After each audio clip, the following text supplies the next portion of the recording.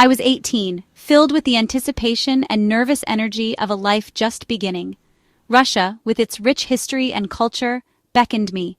I dreamt of walking through Red Square, of seeing the Kremlin with my own eyes. Little did I know a different kind of experience awaited me, one that would forever shape my worldview. I boarded the plane, my heart pounding with a mix of excitement and trepidation. This was my first solo trip, my first time venturing outside my comfort zone. The flight was long, the hours filled with a strange mix of anticipation and anxiety. When we finally landed, relief washed over me. But my relief was short-lived. The connecting flight to Moscow was canceled. It was late, the airport mostly deserted. Fear, cold and sharp, gripped my heart. I was alone, in a foreign country, with no idea what to do next.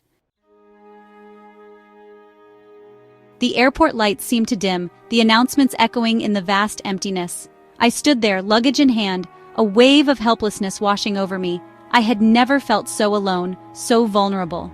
Tears welled up, blurring my vision. People rushed past, their faces grim, their voices a cacophony of unfamiliar sounds. I tried to ask for help, but my voice was drowned out by the airport din. Despair settled over me like a heavy cloak. What was I going to do? Just when the weight of my situation felt unbearable, a voice broke through the fog of my fear. "Excuse me, are you all right?" I looked up, startled. In front of me stood a man, his face kind, his eyes filled with concern. He spoke English, his voice a balm to my raw nerves.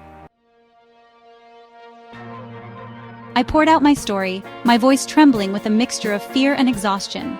He listened patiently, his gaze never leaving my face. When I finished, he offered a solution that took my breath away. "Come with me," he said. "I will help you find a hotel." I hesitated, my gut instinct screaming at me not to trust a stranger. But his eyes held such genuine concern, his demeanor so calming, that I found myself nodding. We walked out of the airport, the cold night air hitting me with a jolt. He hailed a cab, his hand firm on my arm as he guided me inside.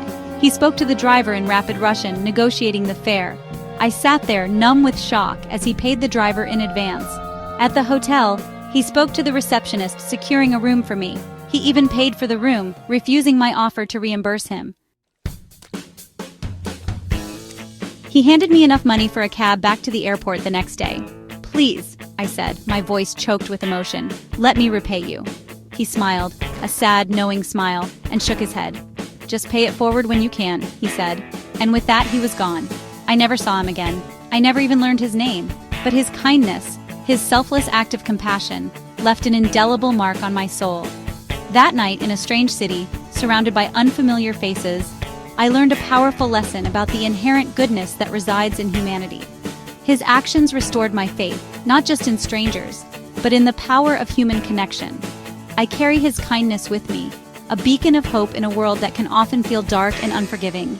And I strive every day to pay it forward, to be a source of light and comfort for others, just as he was